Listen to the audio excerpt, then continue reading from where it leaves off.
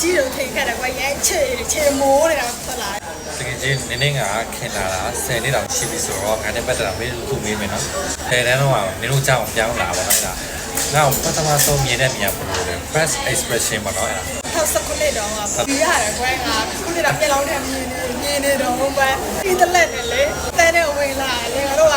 ခဲထဲမှာရှိနေပြီနေတော့ကြာတဲ့နေရာမှာရောက်လာတော့လားကြားရတယ်ကွယ်ကျောင်းသားတစ်ယောက်ရောက်လာမယ်ဆိုပြီးတော့ကွယ်မလေးကို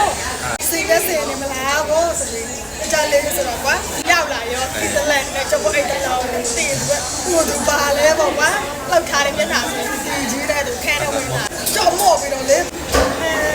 ကောင်းပါလေပေါ့မကလေးဆိုတဲ့အတိုင်းပဲစမြည်တဲ့ကောင်ဆိုရင်ကွယ်မြောင်မမနာကြည့်တယ်လို့ပါလို့ချေနေကြည့်ရတော့အကြီးတို့ထိန်ခတ်တယ်ကွယ်ရဲချေမိုးနေတာဟုတ်လားဒီကပဲခုနကပေါ်မှာတစ်ချက်ပေါ်တယ်မရှိဘူးနေ့လောက်ပေါ်တယ်မရှိဘူးဟုတ်လားမနာကြီးသေးလား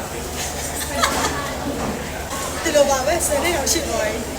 အရင်ကပုံစံနဲ့ခုပုံစံဘလို့ကွာသွားကိုချောလာတယ်ပေါ့တကယ်ဟုတ်လားဒါပြောချင်တာရှိသေးတယ်ဒီလိုဆိုပိုင်လေးလေရိုးသားလေးပေါ့ကွာအခုမရိုးသားဘူးဘာဆိုဘာမှမသိဘူးအခုဆိုတော့ဆရာကြီးပေါ့ဆရာကြီးဖြစ်သွားပြီတော့ဝါချောပြီးတော့ကွာစမကြပါနဲ့ဘာမှချင်းလဲဆိုတော့ကမကအောင်မိပါစေထပ်ပြီးစူးစမ်းပါအမလျှော့ပဲနဲ့ဘဝကိုကွာဘဝဆိုတာတတ်တာလည်းရှိမယ်ကြားတဲ့ချိန်လည်းရှိမယ်အမလျှော့ပဲနဲ့လက်မလျှော့ပဲနဲ့စိုက်စူးစမ်းပါလို့မှချင်ပါတယ်ပြောချင်ပါတယ်ဟုတ်တာကျေးဇူးပါ